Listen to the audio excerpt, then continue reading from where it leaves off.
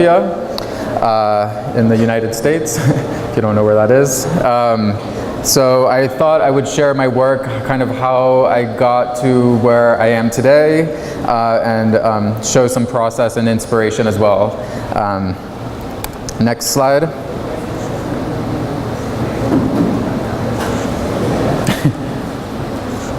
So I thought I would start with my first self-portrait. I was raised in a suburb of Vermont in a Puerto Rican bilingual household. And from a pretty young age, I was a fan of illustration. A lot of the first images I saw were cartoons in my dad's newspaper, editorial illustrations in magazines around the house, the Archie comics on our toilets, animated commercials. Next slide. I think it was Snow White and the Seven Dwarfs that jump-started my interest in pursuing a career in the visual arts. It was one of the first times I felt an emotional response to visual storytelling, and I've chased that feeling ever since. Next slide. Children's books also opened me up to the power of storytelling. I was just in awe of these images, and I didn't just read the books. As a kid, I wanted to know how to make them. Next slide. I think of Chris Van Allsburg as a big early influence. It amazed me how he was able to take ordinary situations and really make you think differently about these everyday situations, and all just with an illustration. I think of Mary Grand Prix's work as an early influence. A lot of the illustrations in the Harry Potter books inspired me. You might remember the original Sims computer game, but I was definitely addicted to The Sims.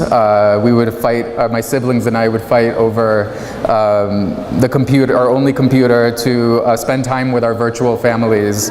But what I loved about The Sims was that it was a way for me to play God and rearrange familiar objects and situations, just like the illustrations I showed earlier. And I was able to play out my fantasies and create new ways of thinking about the world around me. And I work similarly when I draw, using the virtual space of the white page, the paper I use, as a way to carve my own world. I watched a lot of TV as a child, and I found a lot of inspiration in the absurd humor and imagination in 90s cartoons.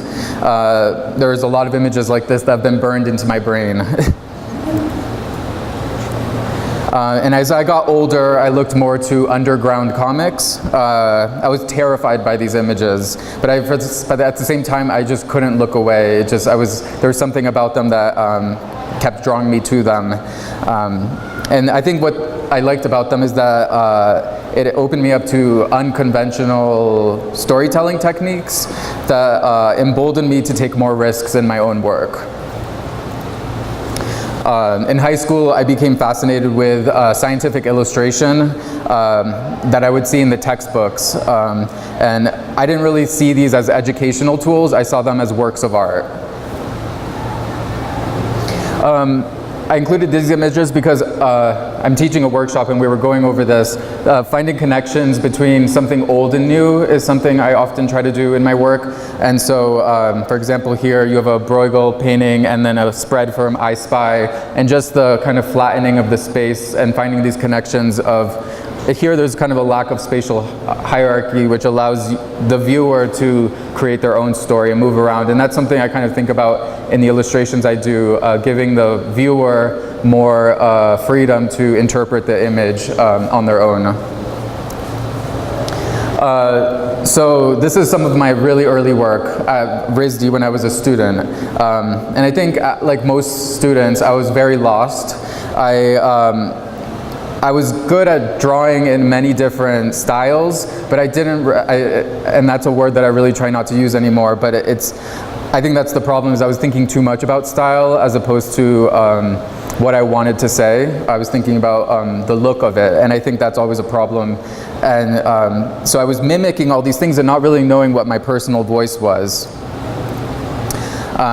This was another piece from the early days, and it's really different than what I do now.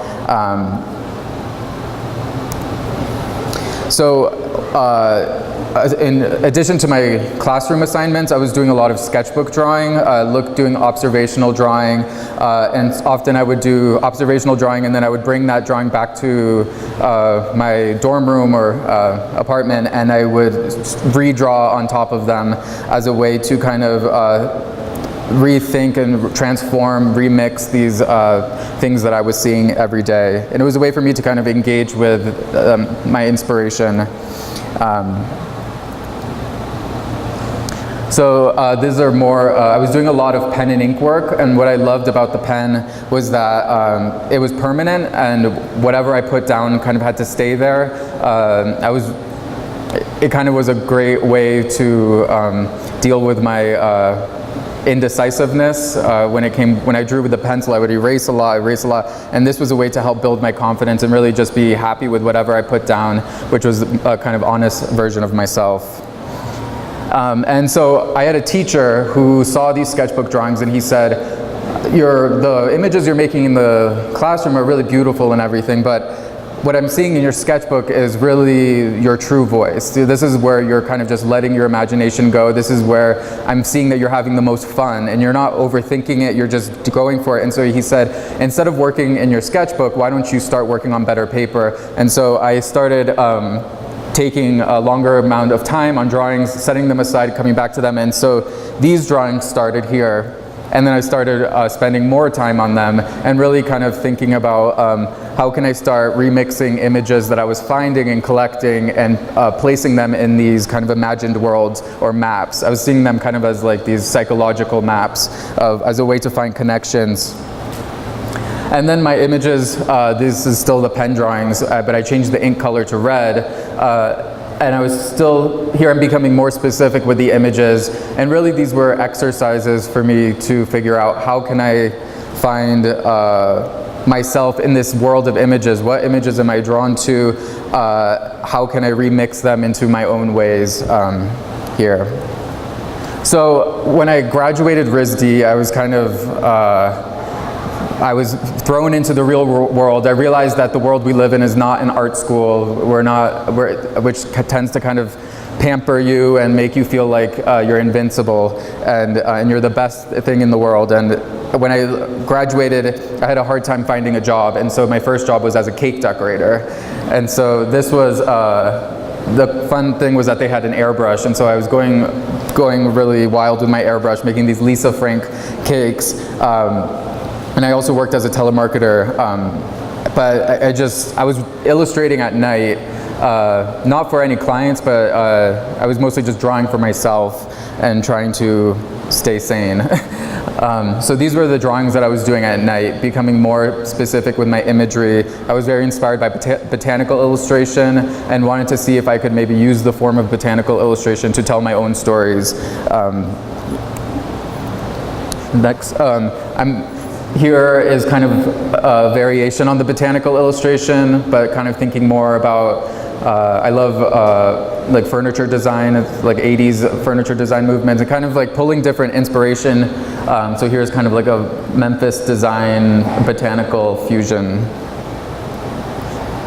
Here I'm kind of looking at, going back to more of the academic drawing stuff that I was doing at RISD, but kind of thinking about it more like caricature and kind of seeing how can I infuse it with more humor, and humor has always been something I've been interested in. And so how can I merge these like very serious drawing with kind of the personality that was inside of me. And while I was living in Philly, I was also working on a longer term project. So this is a 6-foot graphite drawing looking directly to the landscape around me, the architecture around me, and kind of, I would make these collages on the side, and then I would draw them into this image. So this image here features birds that migrate through Philadelphia, and it was, yeah, it's just a way for me to kind of, how can I pull from the actual landscape around me as opposed to these psychological images and see what I can make. It was really an experiment. One of the part-time jobs I had at RISD, in Philadelphia, was at the Fabric Workshop Museum. I was working as a tour guide, and it's an artist residency program for contemporary artists. So I was seeing a lot of really cool, weird shows, very experimental, and I was really connected to one artist whose name is Sarah Z, and this is actually a sculpture that she made of a deconstructed desk. So I was really seeing a relationship to how I was composing images and finding relationships in space with this. And I also loved just the fact that it was a representation of a working space. And so, let's see here. There was one more comment on the previous image. What I liked about it is that she was able to take something, go back. Yes, here. What I liked is that she was able to take something familiar, a desk, and then through deconstruction and collapse and rebuilding, she creates this self-contained world that tells overlapping stories. And I was finding that maybe this was something I could incorporate into my own illustrations, ways of weaving multiple stories and giving the viewer different ways of accessing the images. So I was looking more into Sarah Z's work, and I found that she studied ikebana, which is a Japanese art of flower arranging, as a way to compose her compositions. And so I started thinking about, I looked at ikebana and I found it interesting, the idea of thinking about the harmony of the negative space and the positive space and how you can guide a viewer through an image. And so I started trying to incorporate those kind of techniques in my own illustration work. So here's an illustration you can see of, it's very traditional, and I think illustration tends to be rooted in traditions and rules, and we're always trying to find ways to break them. So like ikebana, I think illustration is working within and against the rules of prompts we're given and expectations of the clients. And I think the good ikebana gives a nod to tradition and while breaking the rules, and I think the same goes for good illustration, knowing your past but also knowing where you want to take it moving forward. So this was a drawing that I made around the same time, a graphite drawing. You can kind of see the ideas of taking something familiar, here's a table, but instead I'm fusing imagery that I'm seeing in the real world. So I think that was an advertisement of pizza lifting up and fusing that and kind of pushing the humor of the straw as a drawn line and taking these objects and starting building a visual vocabulary that I start recycling in my illustrations. So here this is still kind of considered more personal work, but it's definitely informed the stuff I did for clients. Here the vocabulary is building. You're seeing, this is a colored pencil drawing. You're seeing the lamp now is starting to become a character. The egg, there's these motifs of decomposition, things rebuilding, worlds within worlds, objects, familiar objects like a knife becoming the support system. And although it's kind of nonsensical, I think through the repetition of doing it, it all of a sudden starts to have meaning, and people start to understand and recognize these forms over time. This was actually one of my first client pieces. This was a lighting design company, saw those drawings, the personal drawings I was doing, and they said, hey, why don't you do a poster for us based on one of our chandelier designs? And just, we're thinking about kind of an ecosystem using the chandelier. And so this was easy for me in a way to get really excited about, because I saw potential for the contemporary chandelier to kind of house these naturalistic elements. This was another this was actually, once I did that lighting design company, the ceramic manufacturing company saw that and they said, why don't you take our new products and create a new, make a drawing that we're going to give to clients that features the new product. So at that point, I'm not really doing a lot of client work, and I really desperately wanted to be an illustrator, doing it full time. I'm still working at the museum, and I was struggling to find a way to make art on my, make a living off of my art. And I felt like I had this split personality during my day job and the art, and nothing was clicking, and I felt crazy. And so at RISD, I did take an editorial illustration class, but I didn't really think I wanted to do it because I had this preconceived idea that that the art director tells you what to do and you had no creative freedom, and I had a dream of kind of just being able to do whatever I wanted to do, and I didn't really want to work within that collaborative environment, really. And so I did have a friend who I reached out to a friend who had been working in editorial, and I said, maybe I should give this a shot. And he was generous enough to give me 2 emails at the New York Times op-ed section, which is often a gateway for most illustrators. And I sent them the personal drawings that I just showed you, the 3 or 4 of them, and they got back to me saying, "We love your work, we'll keep you in touch." And I didn't hear from them until 6 months later. At the most inconvenient time during my workday, they said, "Hey, are you available? We need a sketch by the end of the day and the first drawing by tomorrow, or 2 days from then, the final drawing." And I was freaking out. I think I pretended like I had this crazy stomach bug at work, and I said, "I have to go home, I can't." And so then I went into my illustration mode and tried to do this, and I was working in that pen and ink style, and I was like, this is impossible. I don't know how I'm going to be able to draw this way and work under a 2-day deadline. And miraculously, the day before it was due, I knew it wasn't going to work out. The day was before it was due, she said the story had been pushed back a week, so I had 1 more week to work on my drawing. So I was able to do a really good job the first time, and I think that's what helped propel, is that it seemed like they were like, okay, he can do this. And so about a month later, they asked me to do a piece about writing science fiction. And here I'm still kind of a piece about writing science fiction. Okay, so I'm going to draw a bunch of weird things coming out of a pen. And I think I drew this drawing this big, and it printed this big, and I really didn't understand scale. So I'm still learning with every assignment. I remember opening the newspaper and being so sad about how it looked. It was tiny and grainy. But this was one of a point of change for me. I was working on this piece about GMOs, and I had drawn, I think it was a banana with robotic arms, and I was trying to figure out how do I fuse technology with food, how do I convey that idea, and we went with this banana robot arm idea, and then the night before, the art director says, this isn't working, we've been struggling to make this work, you keep trying to make it's not working, and so we need to do something else, and this is the day before it's due. And so she said, I really love that chandelier drawing you did.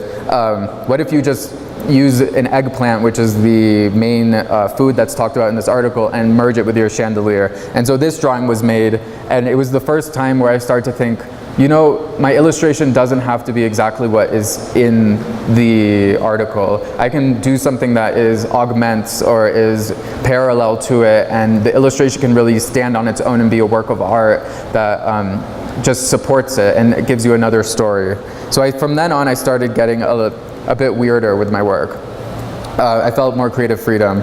So I wanted to share a little bit of process, and so this is my studio in Philadelphia. This is where I do all my drawings by hand. Let's see here. These are some of my tools that you can see. I found these weird finger puppets, and they're actually super helpful for drawing hands, and I always just have them, and I can just squeeze them into different shapes. Yeah, so you can see just basic tools. My AirPods, I feel are the best things ever for studio. Having the Bluetooth headphones allows, because I pace a lot, and so being able to just move around without being on a leash is really helpful. That was life-changing. So the way that I start my work tends to be with a lot of thumbnail sketches, but before the thumbnails, I tend to write a lot of sentences and just use words, because for me, the idea is more important than the look, and I think that's what helped me get out of my stylistic rut of thinking that it had to look a certain way, is if I focused on the idea, everything else falls into place. So here's kind of going into some of the editorial assignments. Sometimes my sketches can be very loose, and if I'm close with the art director, that can be sometimes enough because they can trust me that I'll move a certain way. Or sometimes if I don't know the art director, or if they're working with an editor who just is very visually illiterate, I'll tend to send something more. I take a lot of, once I have an idea and a sketch, I take a lot of photo references. Usually have a friend who I call and say, hey, we have a scene and can you please just come? It's due tomorrow, I need it now. And so it's just a lot of finding out like where the right posture to convey the idea. Here you can see I'm trying to figure out kind of like a Michelangelo scene, I think. Often I will also kind of look at, if I have like scenes and I'm like, oh, I think I remember seeing someone else doing a table scene, oh, The Last Supper, I'll often kind of try to quote. I don't know if it's a joke or what, but I think these images are like in our subconscious, and when you kind of appropriate them in a kind of subtle way, it can kind of spark something inside of you. And so like if you look at the figures here, I used the left side of the figures on here for this attempted assassination of Hitler. And so having that kind of connection, I think, creates bridges between something old and new. For example, here, I love this kind of like homoerotic sculpture of these wrestlers, and I used it for this image here, an article about why vegetable proteins are better for you than animal proteins. Here are sometimes my sketches are looser. So this was for an article about a couple that loves escape rooms. I don't know if you know what they are, but these kind of puzzle games where you're locked in a room and you kind of you have a certain amount of time to escape. And so this was the final drawing, and I used the square of the page as a way to kind of really push the claustrophobia and the intensity and anxiety of this image. And then you can, okay. Then I had one about breakfast trends on Instagram. And so sometimes the sketches can be, I start with really obvious solutions. So breakfast trends on Instagram. Okay, well, someone taking a picture of their breakfast. I love drawing hands, so I was like, maybe just drawing the hands would be enough, and the glow of the screen is a fun thing to draw, so maybe this is enough. But then it just wasn't working, and so I was like, okay, how can I make this stranger? I'm like, oh, what if an egg is taking a selfie of itself? And so I started developing this idea, and you can see that the sketch is super loose, but sometimes it helps me see the humor of the piece and like get it out there. And then this was the final drawing, which I think there's something kind of strange about the seriousness of the rendering and the subject matter. I do work for the New York Times Book Review, which can be challenging, but also a lot of fun. Kind of takes you on this wild journey. And this was about a modern adaptation of Homer's The Iliad. And so the art director pretty much said, let's do an image that kind of shows old and new styles of warfare kind of merged into one. And so I had these two images, and I was drawn towards this idea of this Trojan horse kind of image. And then it's hard to see here, but if you were to look at it closely, you have one, like a diversity of people, not just men, and also you have different kind of, you have mythological creatures fighting a woman with a machine gun. You have like all different kinds of weaponry. Spot illustrations were kind of my first foray into editorial, and so I tended to do a lot of these. And I love these because they're kind of like little vignettes, and they tend to be quicker, and so you can kind of just really exercise a lot of ideas in a faster way. In my workshop, I was talking about the range of work as a way to kind of be able to do more types of jobs. And so I think it's important to be able to get excited about food illustration as much as a full cover for a New York Times book review, which is super conceptual. And so here, it's just simple food, fine dining, but by creating these little arrangements, and I can still find joy in making them. So here we have more fine dining. Here's some more spots.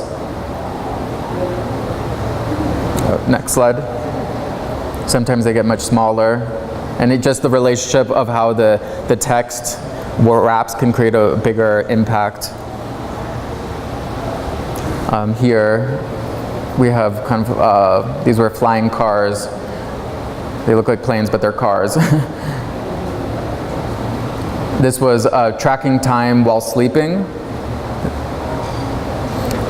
Some art directors have different styles. One of my favorites is Sujin Bazeli, and because she works with very like obscure financial magazines, and as an illustrator you're going to get a lot of work that's really boring, and the job is to know how to make it fun. And finance magazines actually present a lot of a big opportunity to you can stay there. Finance magazines give you a good opportunity to have a lot more fun with the going crazy, because the content is so boring, and so having that contrast between the image and the content is super important. So here she takes this really obscure content and boils it down to one statement, and then tells you can do whatever you want as long as it deals with this one statement. So this was hot off the presses. So I did this kind of hot rod image. And at the time I'm still working in a lot of black and white. For some reason I'm not getting a lot of pushback from art directors. They say we love the black and white work, and they're paying me the same fee as a color image. So it's not like, for them it's more about like in the magazine how the black and white image looks. It gives a different style, it gives a different feeling, and so it's not really lacking anything. It's telling, and I think the intensity of the detail gives a layer that doesn't make it feel unfinished. This one, her word was protection. This one was leave no stones unturned. Just one moment. So I'm also doing a lot of personal drawings too, and I love thinking about the body as architecture, as a foundation for a space that can house many different stories. And I often think about like the relationship between macroscopic and microscopic in the illustration. Like, what does the illustration look like from far away, and what story does it tell from far away, and then what story does it tell when you're looking at it from here. And so here there's an intensity to it from far away, but if you look up close, you'll notice this was based on the book The Third Policeman, an Irish, a really surreal book. And all of the settings of the book are placed in concentric mouths, so you get the idea of time as you go through the story. Here are some sketches. This was a story about the mind, the unconscious working of the mind, what happens when you're not thinking, like what's going on inside your head.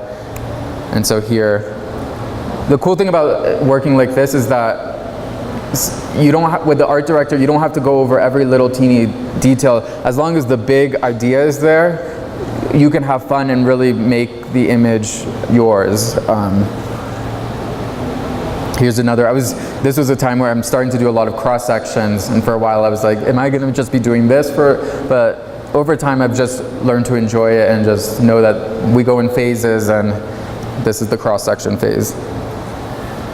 This was actually a story about Parkinson's in the brain, and I actually developed a bunch of illustrations that led to this one, which showed the snakes traveling through the nervous system, and I used the snakes as a metaphor for the protein, the corrupt protein, and so the snake kind of takes over, and here it's finally in the brain, and so, yeah. Here, kind of looking at the scientific cross sections. Here, I'm telling a story of gene therapy using scientific diagram, and you can kind of see some of the ikebana, like how does the white space in the background and the foreground create the rhythm on the page. This was, sometimes I have sketches that I wish were brought to finish. This was, I was asked to do a series of illustrations about the end of the world. So in my sketch phase, I'm allowing myself just, again, to stay as loose as possible. But what we ended up doing was this, and this was the first time that an art director was seeing all the intensity of the work, but since we had worked together, asked me to do something completely opposite. And I think that's what's kind of interesting, is when you start developing relationships with art directors, they actually want to push you to do something completely different. So he asked me to see how minimal I could be. And so I thought this was actually, he actually removed all the text, so the white space really had this intensity and kind of a scary anxiety to it, which worked for the end of the world theme of the issue. This was about streamlining data, so all I was thinking about is, okay, finding a simple way through a complex system, and then beyond that you can just go as crazy as you want. That's your skeleton, and then you can just add everything else on top. So this, and then if you go back one more, if you look at the boats in the center, and then go to the next one, next slide. This was made about 6 months later, but I repeated the same boats going through, and so I'm kind of, even though these are all for different assignments, it's an inside joke for me to create this, like, it's almost like it's a long storyline between all the images, so if you look carefully, you'll see pieces that repeat at different points and different perspectives throughout the images.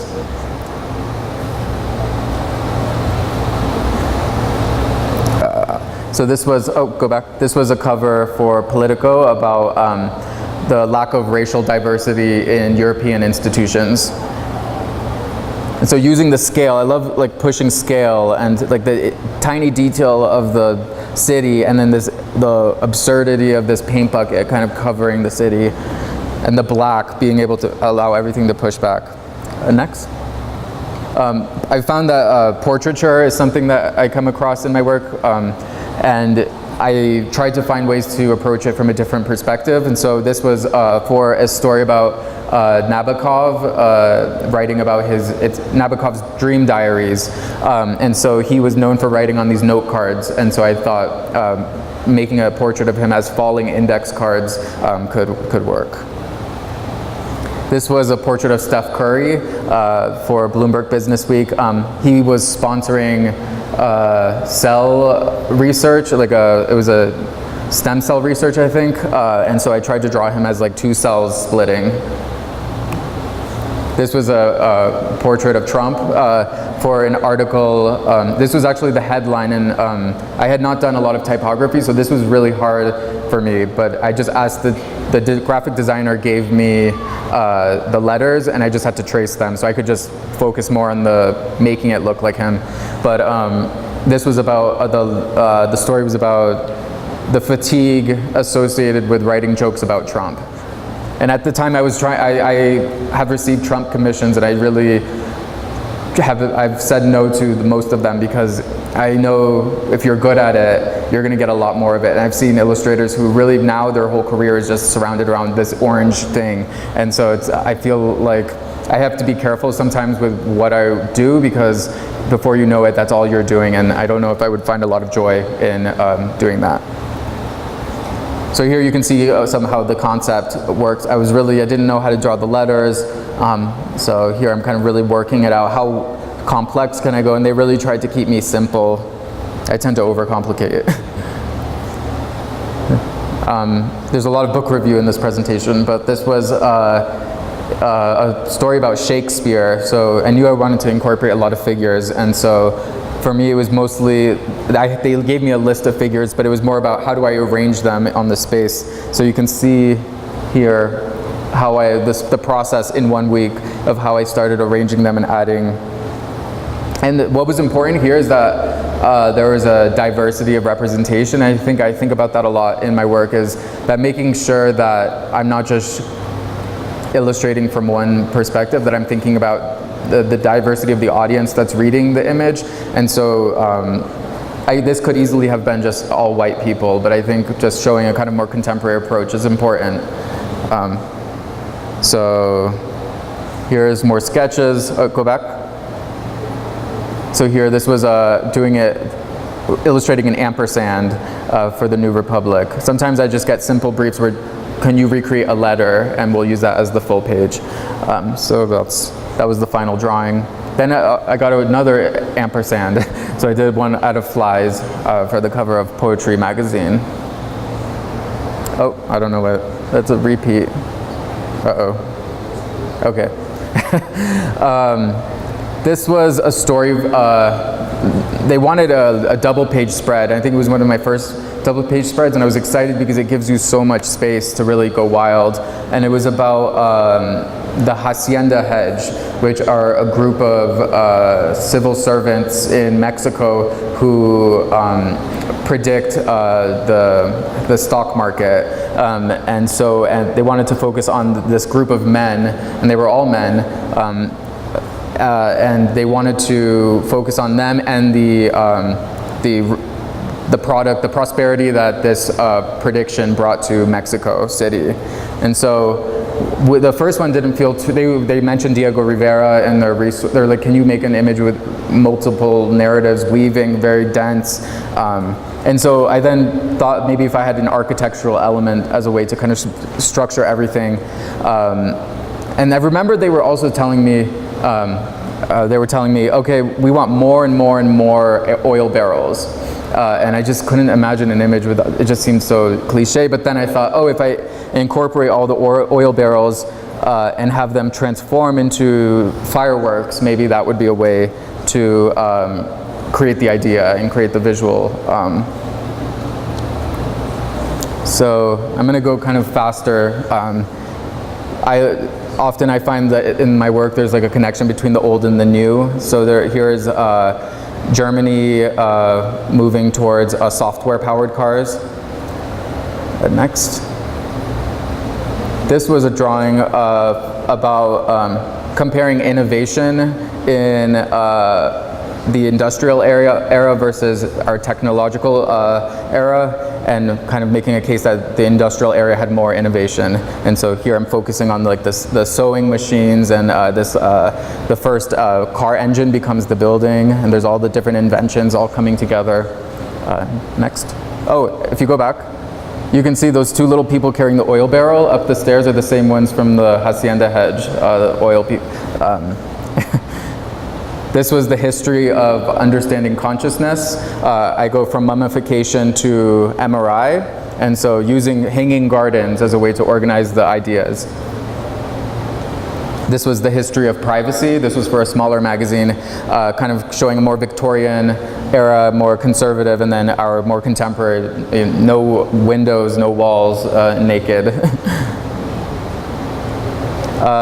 This is kind of showing kind of the sketch for a project. I don't know if I have images after. Yeah. So this was, sometimes I do a lot of the editorial, but then I'll also do work for fiction, sometimes longer form or just short form for online. This was a alien surreal contact story by Jeff Vandermeer, and it was a very bizarre story. I didn't really know how to approach it, and so I just thought, like, what if I just illustrate what I'm reading? And it was about this guy who awakens after a 100-year sleep, and he is transforming into the earth, and the earth is transforming into him, and his only point of reference is the horizon line. That's the only way he knows what's the difference between up and down. But then at a certain point the horizon line disappears, and then he's just in complete chaos. So I wanted to kind of focus on the horizon line and showing the up and the bottom, and have him become the landscape, but also be he's the landscape, but also it's a figurative portrait of the man. This was, I do other projects other than editorial. This was actually a map of the world for Urban Outfitters. If you go next, you can kind of see it in, next. It printed very large. So that was also an exercise in learning how to work on a scale that's going to be blown up. This was a beer company got in touch with me, and they asked me to create one large drawing that referenced the story of the founders, and also images and objects that were important to the founders. And so I incorporated them into this large composition, and then they picked smaller elements that were then featured on beer cans. And so that might be an approach you can take, is working on one drawing that then can be broken up into smaller bits, as opposed to just all small bits for the client. Next. I did a whole series for a restaurant in Washington, D.C., and that was fun to work with the chef, and he really let me do what I wanted to do, but I also listened to him and kind of got a sense of his humor next, and kind of just had fun. I looked at specific ingredients on his menu and just kind of pushed them. This was the oven that he had a custom built, I don't know what you would call that. This was, I do gallery work too, that's a way to keep the fuel going, so this was kind of my interpretation of the very hungry caterpillar who's eaten the entire world. And how much time do I have? I have one more project, but okay, so I'll go through this quickly. I was asked last year to do the poster for the National Illustration Conference in Detroit in the US, and so the idea was to kind of make an image that was that related to the conference location, which is kind of this, Detroit is a very strange place. It's like in this process of creative rebirth. There's a lot of decay, but also life coming from it. And so I just tried to create these compositions that looked at the architecture and also kind of things that piqued my interest. And they also wanted an image that was kind of celebratory of illustration at the moment. So I'll just kind of go through. These were like preparatory sketches, kind of thinking about Detroit's known as the Motor City. This was a first sketch where it's really a mess, just kind of pulling all the ideas together and just seeing what are the connections. Is there anything that can work, cannot work? I then started thinking about the Ikebana. Maybe I can do some kind of Motown music-inspired flower arrangement. And this was, I ended up doing a kind of a rotting log ecosystem, and it was inspired by a trip to Seattle where I was trying to see this giant log that was inside of this building, and I wasn't able to see it. And so I think the fact that I wasn't able to see it because it was closed it inspired me to push my imagination, like what did this log look like, what was growing from this log. And so I ended up, if you go, I made this sketch in Detroit and realized this is the poster. I wanted to do this. It was also a great metaphor for Detroit because it was a city that was in a state of rebirth. It felt celebratory. So this was the first sketch here. And then the art director kind of just, and if I was thinking about the Ikebana, I would have remembered that the asymmetry creates a more dynamic composition, and that was clear in Ikebana, but I was so caught up in the, so here's the updated sketch here, and so that was the final drawing here. And then if you move, you can see the detail. Here's like a detail of like the mice. For example, one of the themes of the conference was industry and innovation. So a way that I incorporated it is the mouse, rat mouse, had virtual reality headset, and then the other mouse was using more industrial tools. So that's kind of how I start weaving some certain themes. The frog, okay, yes. So I also wanted to just end on a reminder that the illustration career it can be very intensive, and it's important to take a moment for yourself and find other hobbies, and remember that your mental sanity is the most important fuel for the work, because once your mind goes, everything else goes too. So remember to have fun. Don't take it too seriously, but just try to enjoy the process, because at the end of the day, it's all about the process. So thank you so much. I'm so excited to be here in Colombia, so thank you.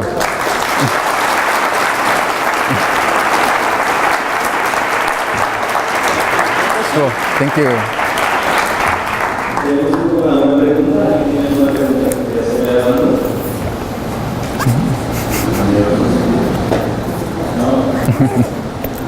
Vamos a invitar a Thank you. Thank you.